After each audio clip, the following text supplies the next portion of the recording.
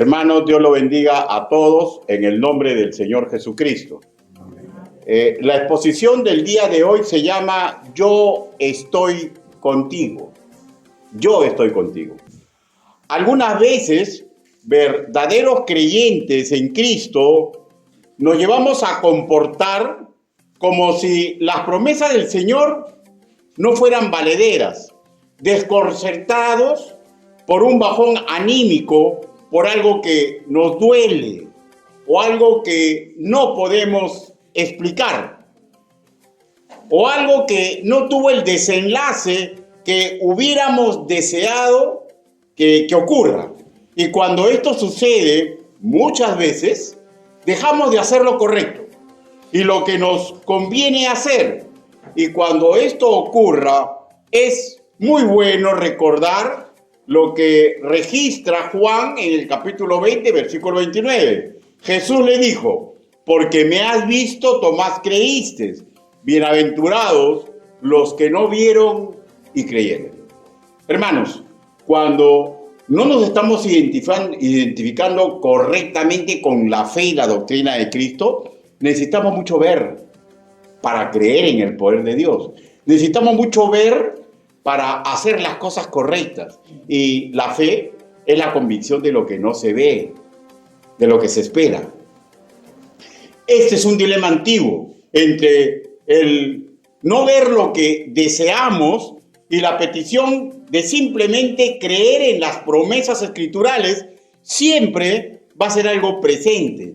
Y cuando esto ocurre, hermanos míos, en déficit para nosotros, decae nuestro creer y consecuentemente nos comenzamos a deslizar por una pendiente peligrosa que nos va a conducir al pecado.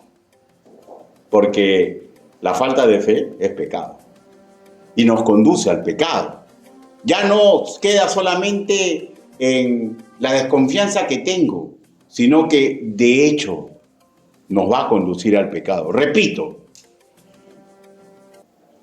Y cuando esto ocurre, hermanos míos, por estas cosas que van sucediendo, no nos deja reaccionar en forma saludable, decreciendo en todo nivel. Algunos reconocen esto como el famoso estrés.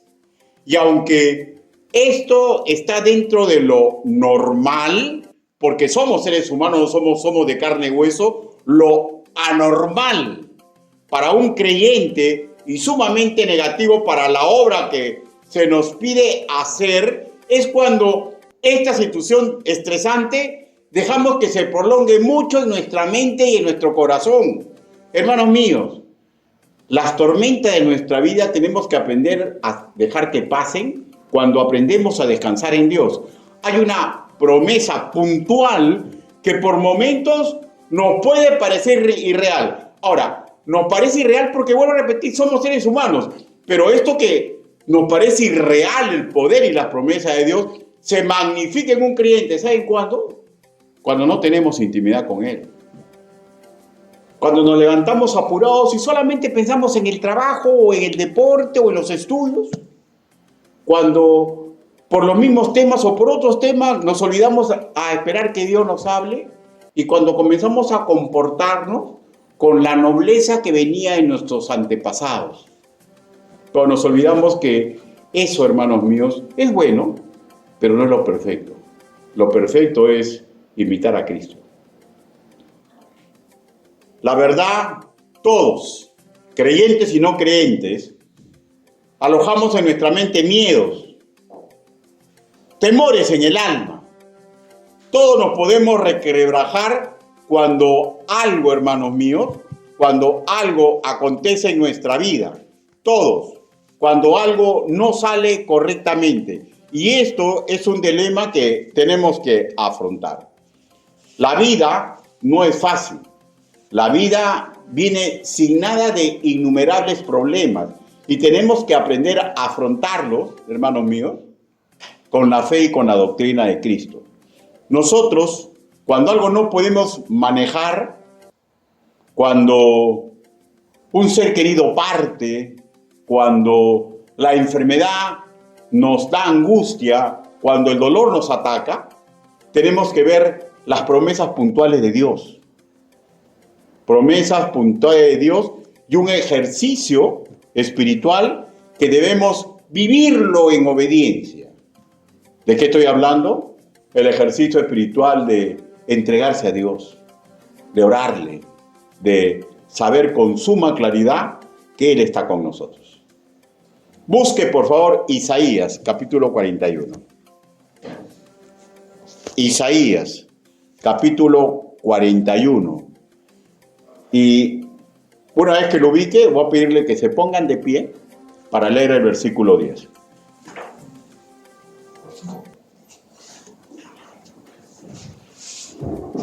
Ya. Una fotito, ¿cómo hace? Ya.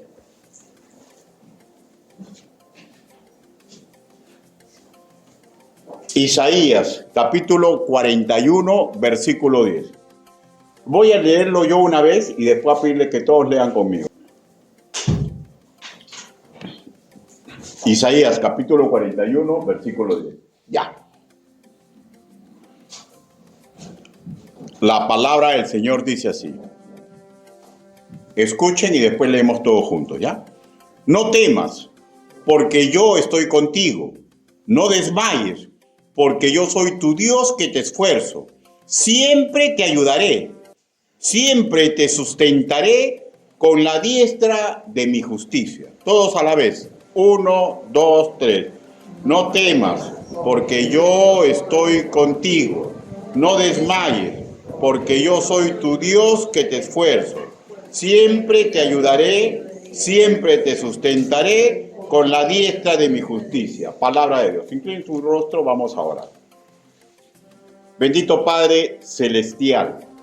Señor, le damos gracias que mediante su palabra aprendemos a confiar en usted, Señor. Ayúdenos, Padre, porque nuestra naturaleza, Señor, necesita ver. Y usted nos enseña, nos entrena, Señor, para que no vivamos por vista, sino en la firme creencia que usted nos ayude. Señor, ayúdenos, Padre. Así le pedimos en el nombre bendito, precioso y poderoso del Señor Jesucristo. Amén. Por favor, tomen asiento.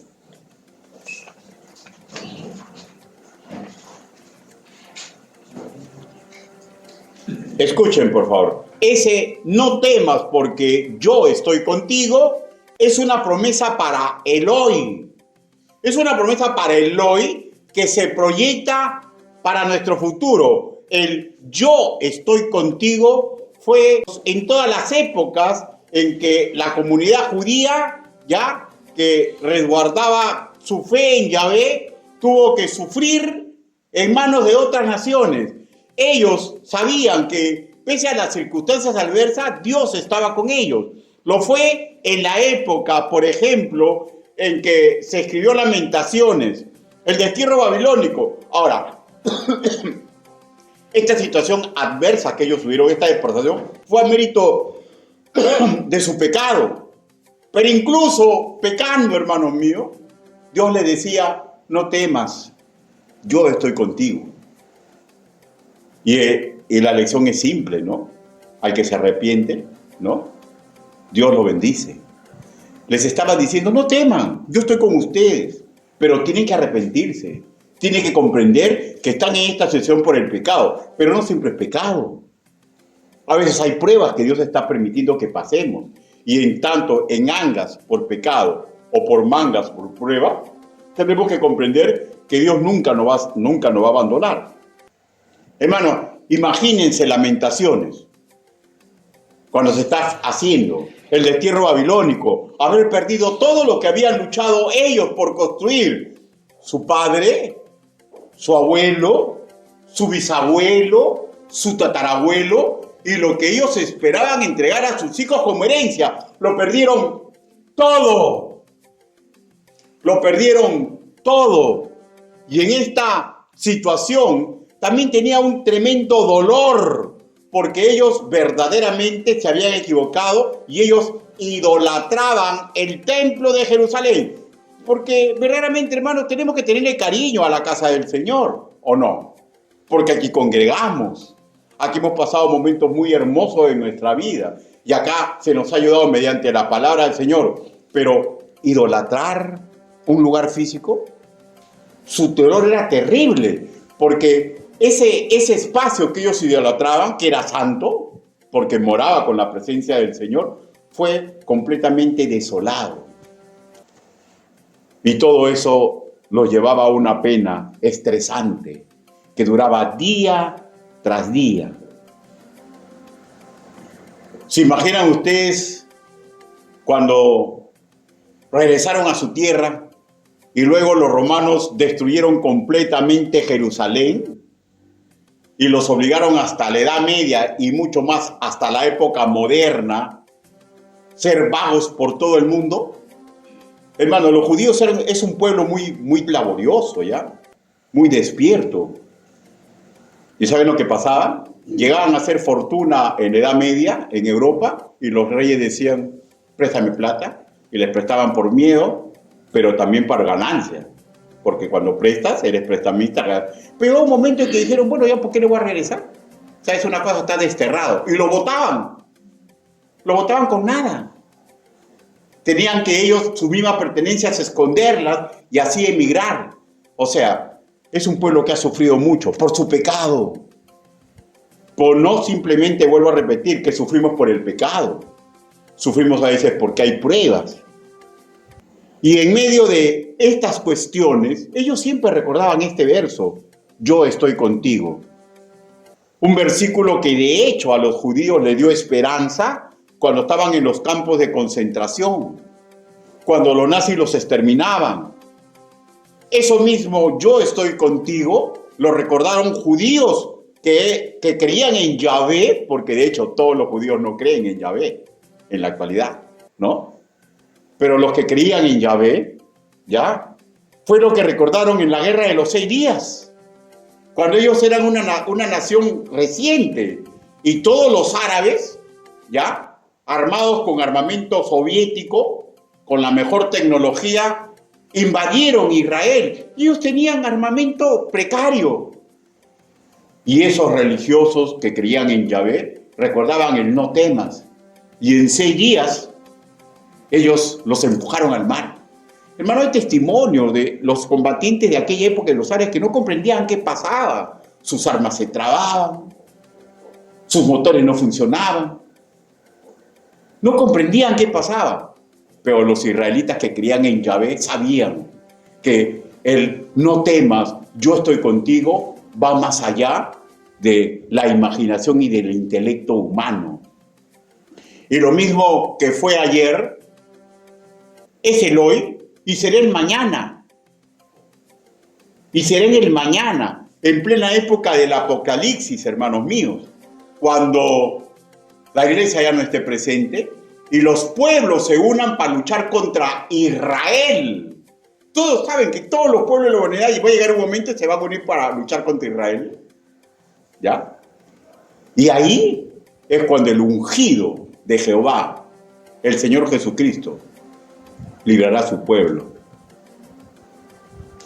Y ellos, hermanos míos, es un pueblo que Dios va a ser firme en sus promesas, pese a todos los desvaríos que pueden estar sucediendo. ¿Saben ustedes lo que ocurre en Israel? Hay fiestas, hermanos míos, donde se desborda lo homosexual. ¿Ustedes creen que Dios está de acuerdo con eso? No. Sin embargo, igual los va a proteger. ¿Por qué? Porque las promesas de Dios son firmes. ¿Usted ha cometido pecados? ¿Se ha arrepentido? ¿Usted está pasando pruebas? ¿Se cimenta en el Señor? Y el Señor te dice en tu intelecto y te repite mediante la palabra, no temas. A ellos le decía gusano de Jacob. A nosotros nos dice siervos inútiles. Sea en angas por disciplina, o sea en mangas por prueba, el Señor está con nosotros. El Señor está con nosotros. Dios es fiel a sus promesas y a su plan con Israel y lo preservará como pueblo, pues Él lo cuida y nunca dejará de cuidar su heredad. Os pregunto, si usted tuviera el poder de Dios? No lo tome como una idolatría. Pero pregunto, ¿no cuidaría su propiedad? ¿Habría alguien que podría arrebatarle su propiedad? Sería imposible. Y si usted ha nacido de nuevo, usted es propiedad de Cristo. Y si usted aún no acepta a Cristo como su Señor y Salvador, tiene la oportunidad, hasta el último suspiro de su vida, de ser propiedad de Dios. Porque todo es propiedad de Dios, pero hay una diferencia abismal que tenemos que comprender. El amor de Dios es infinito para todos sus seres humanos, pero solamente va a servir en su máxima potencia para aquellos que lo reciban como Señor y Salvador.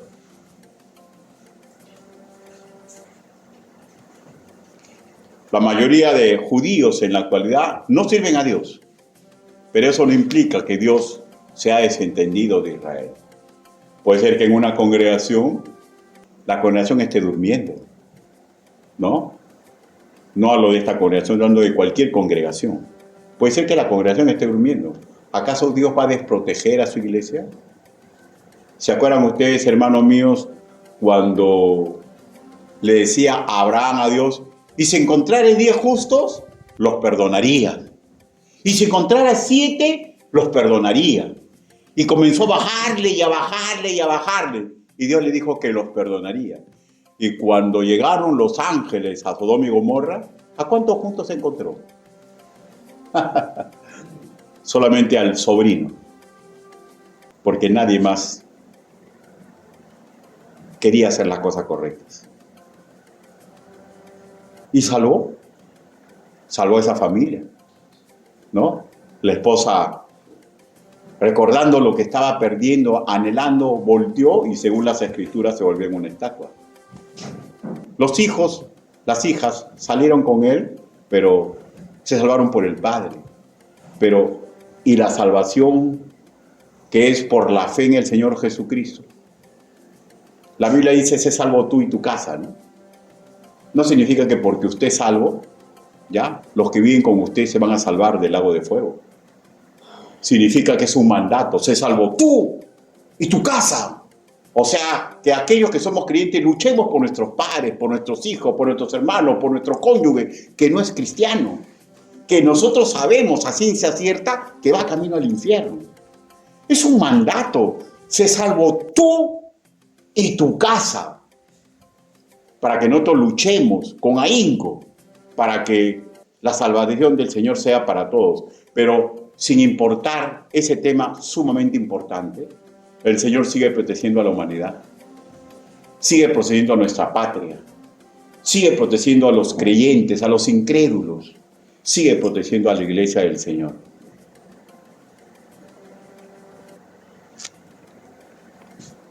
Dios nunca faltará a ninguna sola de sus promesas.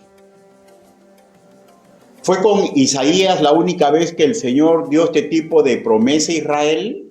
No. Eso está, por ejemplo, registrado en Josué capítulo 1, versículo 9. Dice, escuchen, mira que te mando que te esfuerces y seas valiente. No temas ni desmayes, porque Jehová tu Dios estará contigo donde quiera que vayas.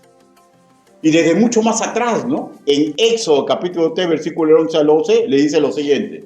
Entonces Moisés respondió a Dios, ¿quién soy yo para que vaya Faraón y saque de Egipto a los hijos de Israel? Subraye. Y él respondió, ve, porque yo estaré contigo.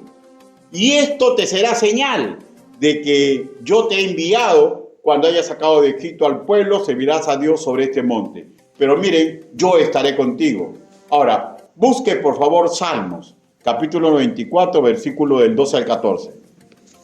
Salmos. Un poquito más atrás. Salmos, capítulo 94.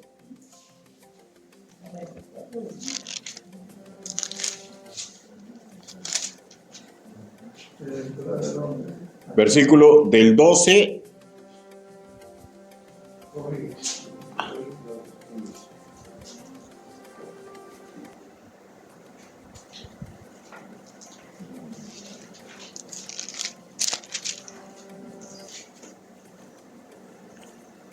al 14.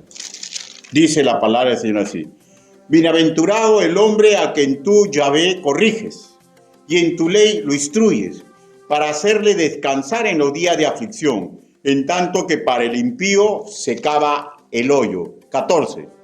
Porque no abandonará Jehová a su pueblo, ni desamparará su heredad. ¿Acaso Dios ha abandonado esta iglesia? ¿Acaso Dios ha abandonado otras congregaciones suyas?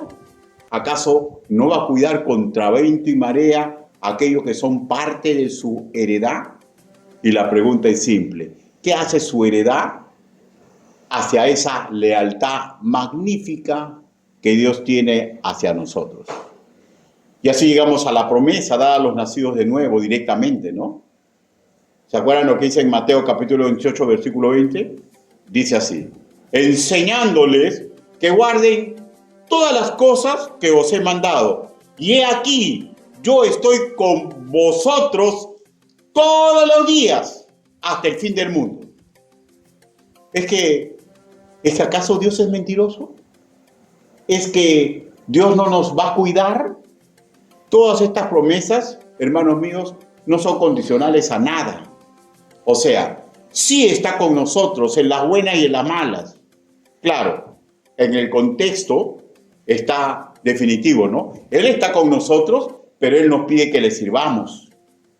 ¿Por qué? Porque tenemos una misión sumamente importante. ¿Cuál es la misión?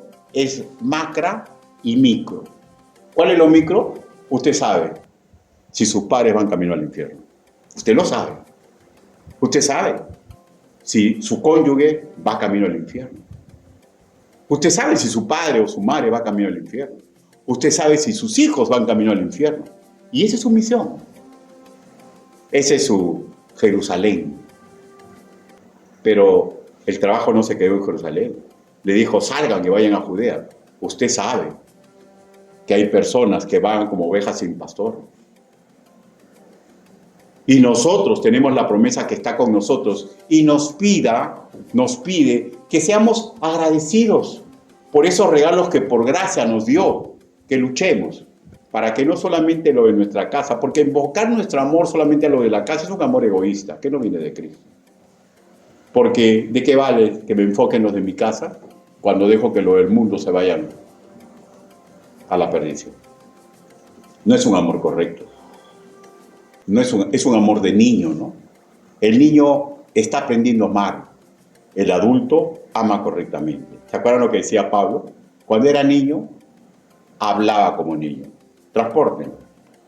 Cuando era niño, amaba como niño. Y ahora que soy hombre, él dice, hablo como hombre. Y ahora que soy hombre, adulto en la fe, amo como un adulto en la fe. Todas estas promesas, vuelvo a repetir, que Él está con nosotros en las buenas y en las malas, no son condicionales a nada, porque Él no va a fallar sus promesas. Pero Él nos dice que debemos de servirle, porque tenemos una determinada misión. ¿Cuál es la misión? Predicar su evangelio.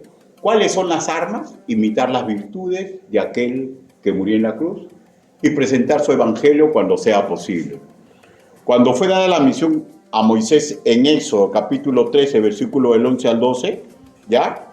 Fue para que, de los versos que he leído, la misión fue que rescate a Israel y que luego salga a adorarlo.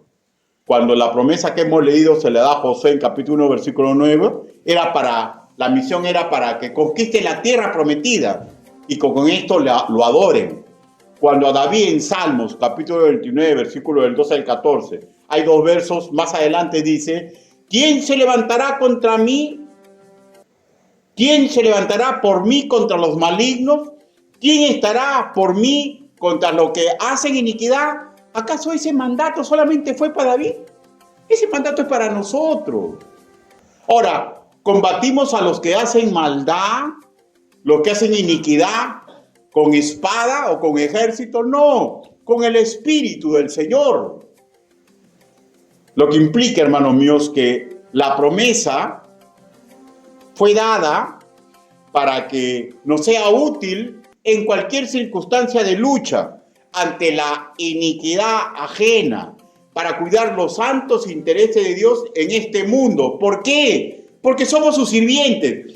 ¿Usted se reconoce como sirviente de Dios? ¿Usted se reconoce como chulillo de Dios? ¿Usted se reconoce como mandadero de Dios? ¿O ya hemos llegado a ser nuestros propios amos? Cada uno sabe su verdad. Porque el árbol se le reconoce por los frutos. ¿Qué estamos haciendo con la gracia que Dios nos ha entregado? ¿Estamos verdaderamente luchando por nuestros seres queridos que sabemos que van al infierno? ¿O no te preocupa? ¿Nos preocupa o no nos preocupa? ¿Oramos por ellos? ¿Intentamos comportarnos correctamente? ¿Intentamos edificarnos para saber qué les tenemos que decir en tal o cual circunstancia?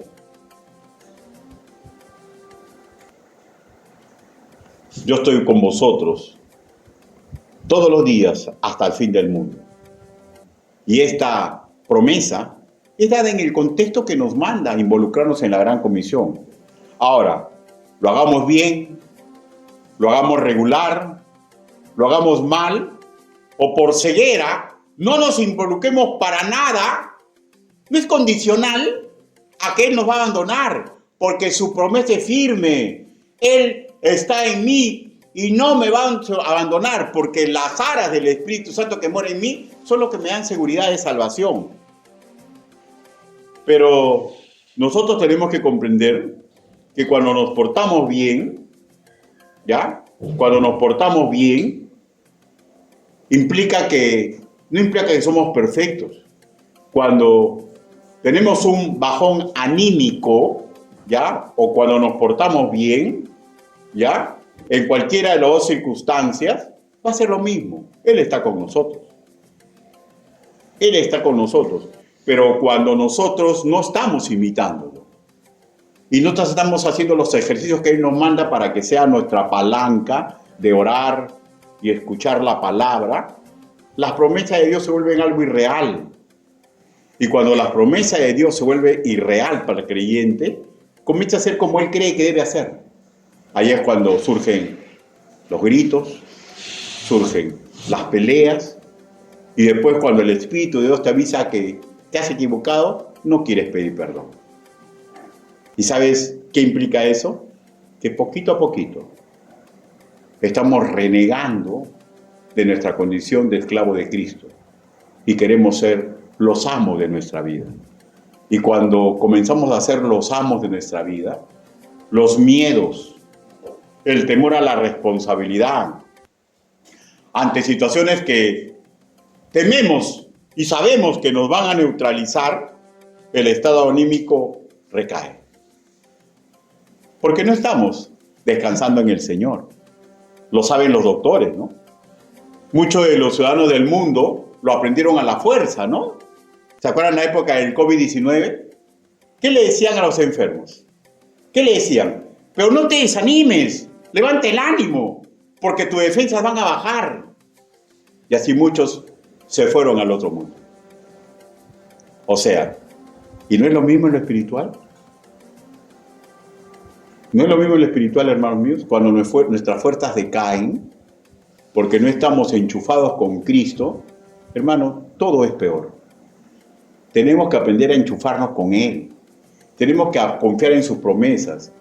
Recordemos, hermanos míos, hay casos negativos, ¿no? De lo que aquellos que estaban llamados a servir a Cristo, ¿no? Lo vemos en el Nuevo Testamento. Pero también vemos casos negativos de aquellos que estaban llamados a servir a Yahvé cuando Cristo todavía no venía a este mundo y hicieron lo contrario, ¿no? Ahora, y en esto, hermanos míos, siempre tiene que ver los miedos. Los miedos. Usted es sumamente insignificante, ¿ya? ¿Y sabes por qué le digo? Porque yo soy insignificante. Somos insignificantes. Pero cuando Dios nos da un trabajo, hermano, nos está mandando. Olvidemos que somos insignificantes. Usted y el que habla podemos conquistar para la gloria y honra del Señor. ¿Se acuerda lo que le dijo a Moisés? Anda y rescata a tu pueblo, ¿no? ¿Y quién le respondió Moisés? ¿Quién soy yo para que vaya a Faraón y saque de Egipto a los hijos de Israel? ¿Se acuerdan con Josué, valiente guerrero y de una comprobada fe, se le adelanta y le dice, no temas. ¿Por qué le dice no temas? Porque el temor es normal en el ser humano. A David le dice, no desampararé a mi heredad.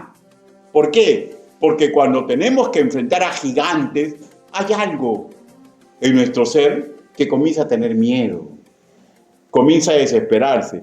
Y ahí es cuando debemos recordar las promesas perfectas de Dios. No temas, gusano de Jacob. Vayan, prediquen, involúcrense. Y yo estoy con ustedes hasta el final del mundo.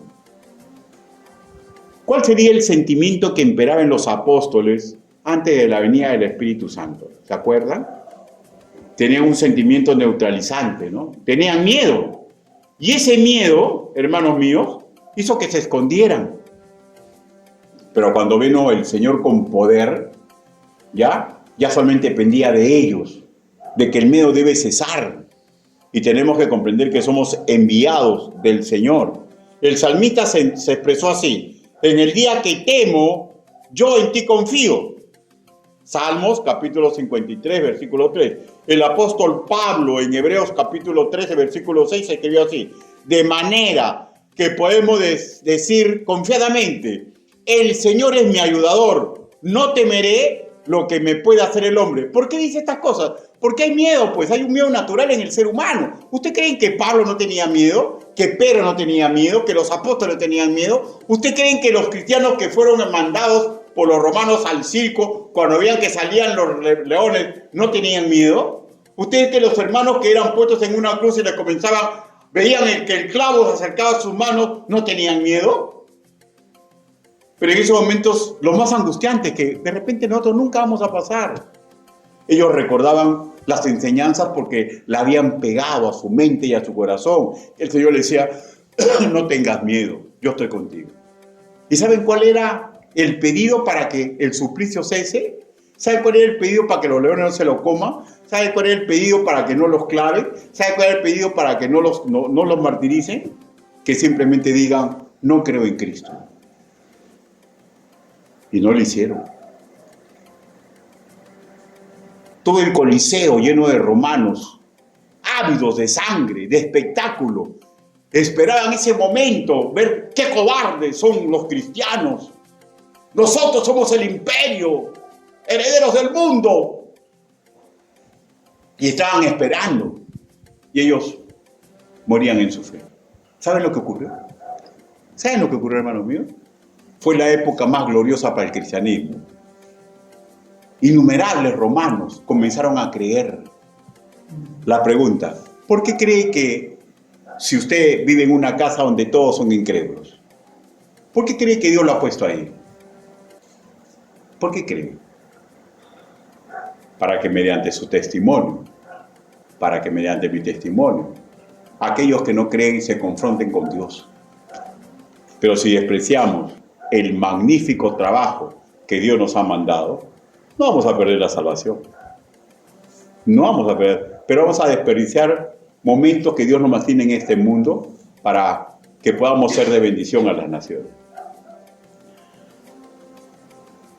Hay experiencias sumamente terribles, ¿no?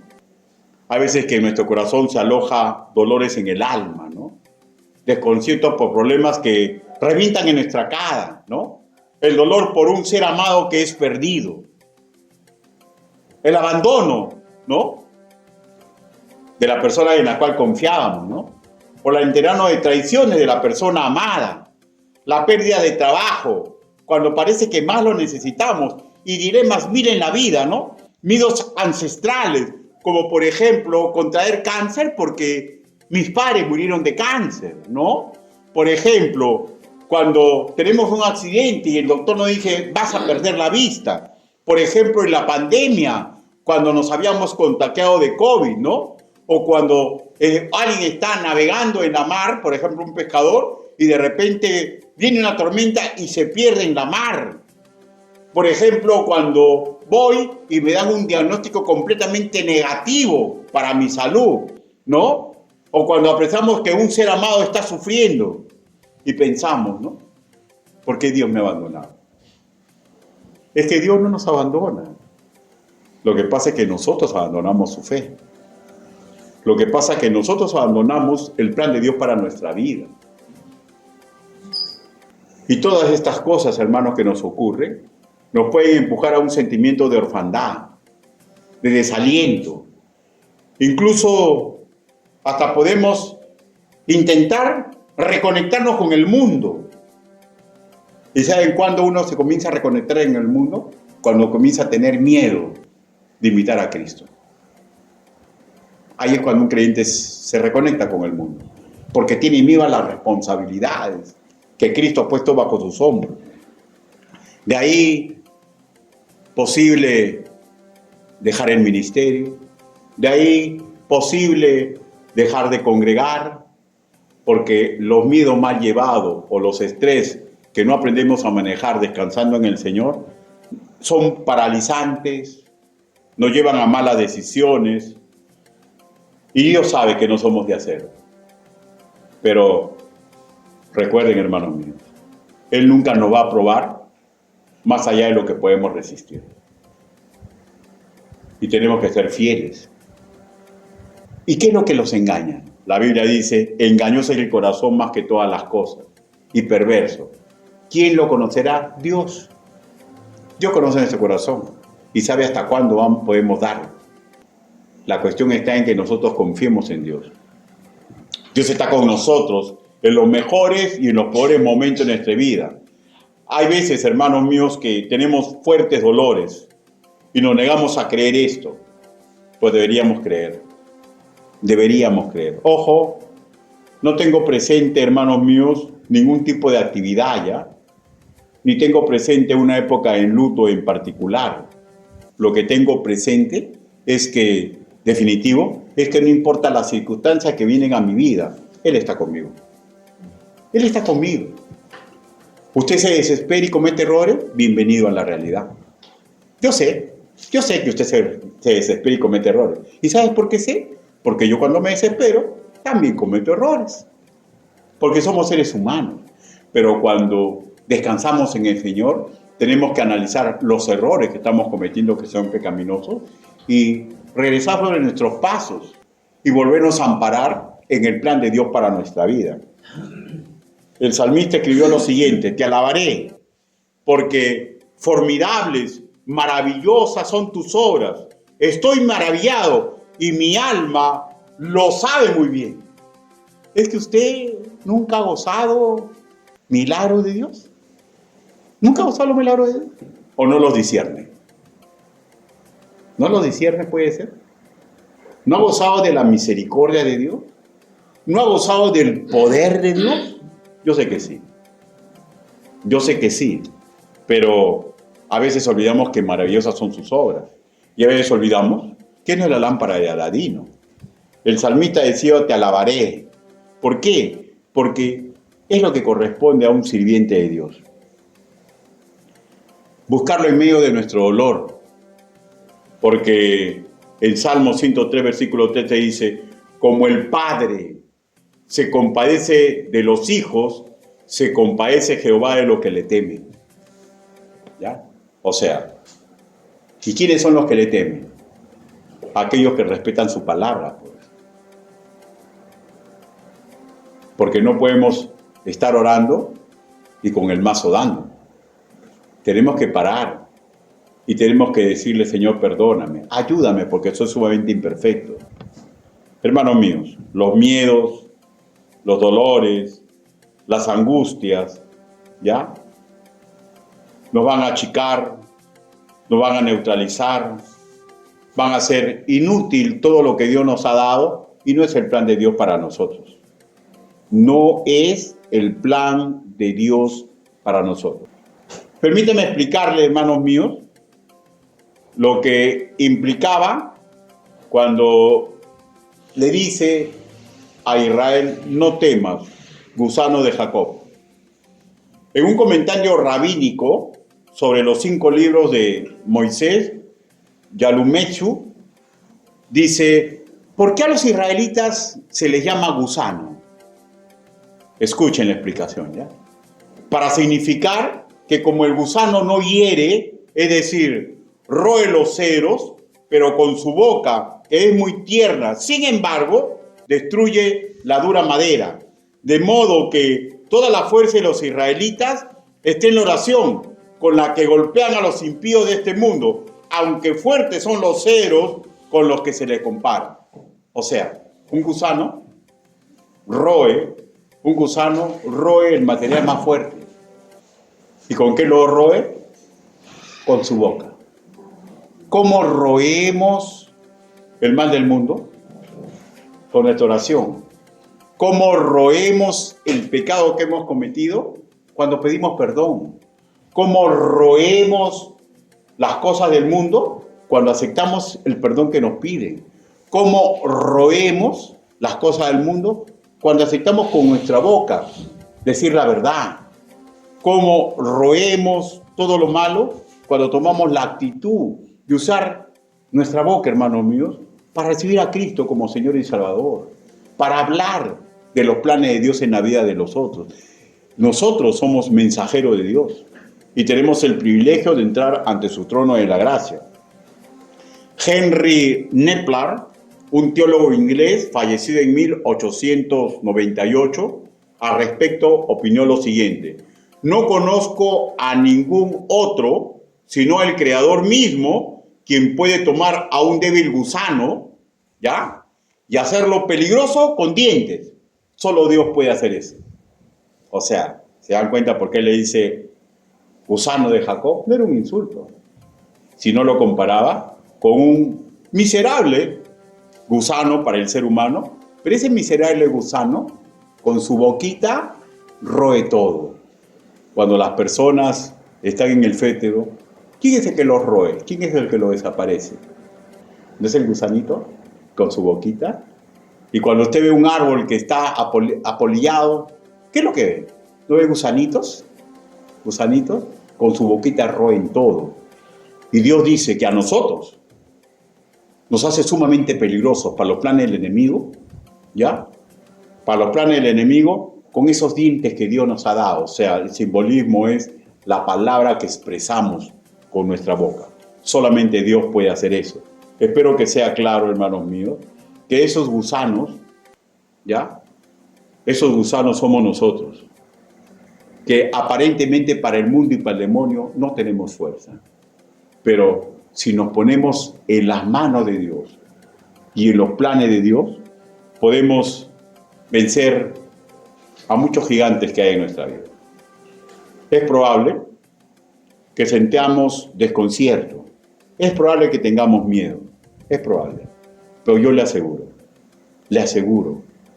le firmo un certificado: Dios nunca nos ha abandonado, nunca, pero está a la espera que nosotros hagamos lo correcto, lo agradable, porque recuerden que su poder se perfecciona en nuestra debilidad.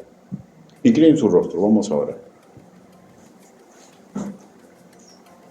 Bendito Padre Celestial, Señor, las Escrituras están llenas de ejemplos de hombres comunes y corrientes, Señor, que tenían temores, dolores en su alma, Señor, pero que usted los mandaba a hacer un trabajo, Señor. Y usted les recalcaba: no temas, no temas, no temas, siervo inútil, gusano. Y no es un insulto, Señor, sino para que nosotros, usando la inteligencia que usted nos ha dado, nos demos cuenta cómo de seres tan insignificantes que somos nosotros, Señor, el demonio se da cuenta del inmenso poder que usted desata con seres humanos que son infinitamente inferiores a él, Señor. Gracias, Señor, por sus planes para nosotros. Ayúdenos, Señor, para que no estemos convencidos que usted está con nosotros. Ayúdenos, Señor, para que no estemos convencidos del plan maravilloso que usted tiene para con nosotros, con nuestros cónyuges, con nuestros hijos, con nuestros padres, contra todas aquellas personas que vagan como ovejas sin pastor. Ayúdenos, papito lindo. Quiero hacer una invitación. Puede hacer que usted necesite fuerzas. Puede hacer que usted a veces piense que Dios no está con usted. Puede hacer que usted se va siempre por la pendiente y se olvida de pensar en Dios. ¿Quiere usted tener más fuerzas en el Señor? Hágame una señal para orar por usted. ¿Alguien desea que ore por él o por ella? Dios te bendiga. ¿Alguien más? Dios te bendiga. Dios te bendiga. Dios te bendiga. ¿Alguien más? ¿Alguien más? Dios te bendiga. Vamos a orar. Bendito Padre Celestial, usted ha visto las manos levantadas. Señor, no solamente lo que han levantado la mano, sino todo, Señor. Muchas veces tenemos miedo, tenemos angustia, Señor, y nos llevan a cometer infinidad de errores. Ayúdenos, Padre, cuando eso ocurra. Ayúdenos para que nosotros usemos su plan. Y su plan es que no abandonemos su intimidad. Para que comprendamos a cabalidad que usted siempre está con nosotros. Señor, todos nosotros hemos sentido más de una vez eso, Señor. Y gracias, Señor, porque usted no es indiferente, usted es un gran educador. Y nos enseña la forma para ser fuertes en medio de la tempestad más terrible.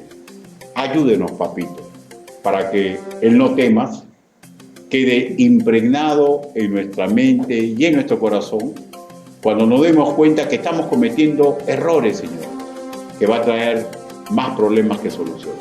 Ayúdenos, Padre.